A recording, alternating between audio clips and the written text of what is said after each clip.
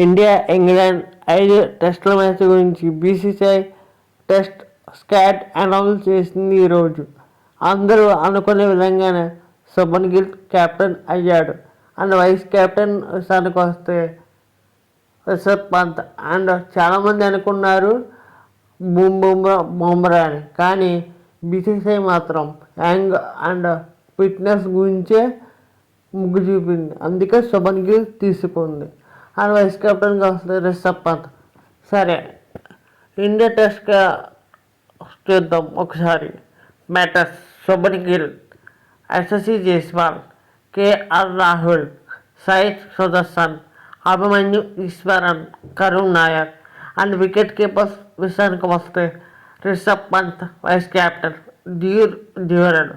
And allrounders విషయానికి వస్తే రవీంద్ర జడేజా, నితీష్ కుమార్ రెడ్డి, వాషింగ్టన్ సుందర్, శార్దుల్ ఠాకూర్.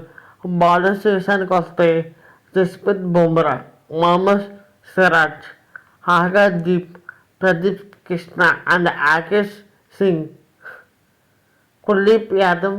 10 మంది కూడిన స్క్వాడ్ హ్యాండిల్ చేసింది ఇంగ్లాండ్ వేద్దాం. అండ్ దీంట్లో మన శ్రేయస్ అయ్యర్ మిస్ అయ్యాడు. అండ్ మహమ్మద్ షమి కూడా మిస్ అయ్యాడు. మహమ్మద్ షమి ఫిట్నెస్ ఇష్యూస్ ఉన్నాయని బీసీసీఐ ఇప్పటికే చెప్పింది. అండ్ శ్రేయస్ అయ్యర్కి కూడా చెప్పింది ఏంటంటే తనకి ఉన్న ప్లేస్ సరిపోవని, ఫిల్అప్ అయిపోయాయని చెప్పింది. నెక్స్ట్ అండ్ కొత్త వాళ్ళు కూడా మనం చూడవచ్చు స్క్వాడ్లో.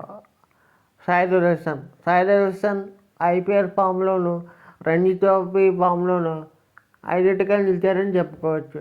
కరుణ్ నాయర్ అయితే తన అద్భుతమైన బ్యాటింగ్తో రంజీ టీం అయిన ముంబై నెగ్గించాడు. అందుకే కరుణ్ నాయర్కి ప్రైజ్ దొక్కింది. ఇంకా రోహిత్ శర్మ, విరాట్ కోహ్లీ ఇద్దరు రిటైర్మెంట్ అయిన తర్వాత జరిగిన స్క్వాడ్ ఇది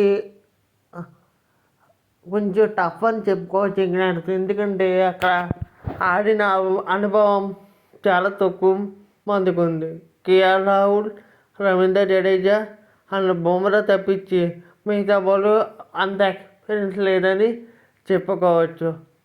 అండ్ ఇంగ్లాండ్ కూడా చాలా స్ట్రాంగ్గానే కనిపిస్తుంది. కాబట్టి ఇది గిల్ సేనకు అగ్గిపరిచయం అని చెప్పుకోవచ్చు. Thank you for watching. Have a nice day.